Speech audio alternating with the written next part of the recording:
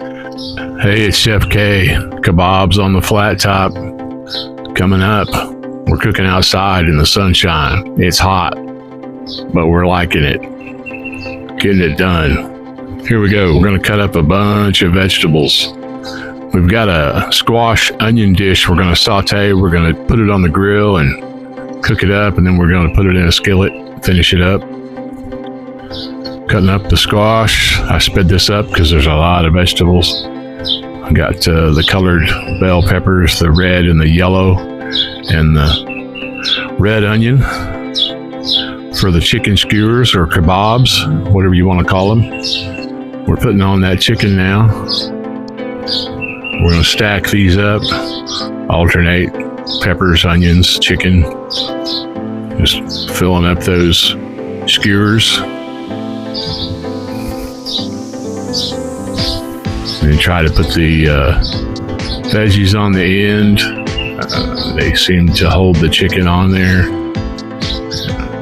If you've ever done skewers, I've done a lot of them. There's certain vegetables that work really well.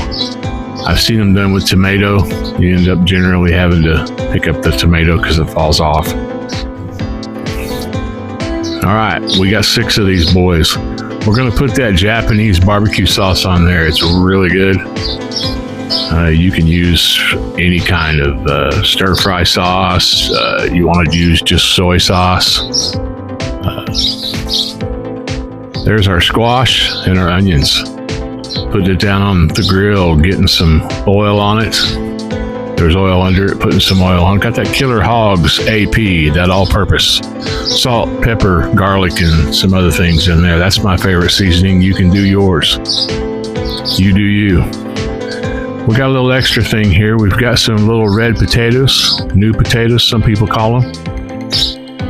I parboiled those, so they're essentially cooked. And put them down on the grill, mashed them with the bacon press, and we're going to fry them up on the grill, get some crispy color on them. Put a little of that Killer Hogs on those too.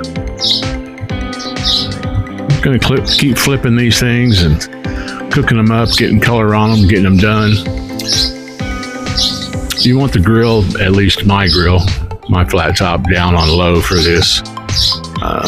Medium or high is too much heat, and these will get too dark and start to get too dark on you before they cook. I don't want to make mush out of these squash and onions. I want them to have just a little bit of chew to them. These are fresh. This fresh squash from the local farmer's market down the road, so it was grown right here, and I can tell you it is really, really good. Potatoes are done. They were cooked, boiled before we put them down, so we just wanted to get some good crispy color on those little mashed reds, and we got that. Hey, we're pulling off our squash and onions, and we're oiling up the grill again. We cleaned it off, and we oiled it up. We don't want these to stick. Chicken will stick like crazy if you don't have the grill oiled. We'll lay these in and pour that extra Japanese barbecue sauce down. Keep flipping them around. I've got the grill on low here too. I want to cook these for a good long time, so I have my chicken completely done and they're not burned. Now this sauce is not a lot of fun to clean off the grill. I guess it's not that bad. It's definitely worth doing. If you've done much flat top work, then you know what I'm talking about. I'm going to put those cloches, those covers down, put water, squirt some water underneath them. That helps to steam the chicken, get it done.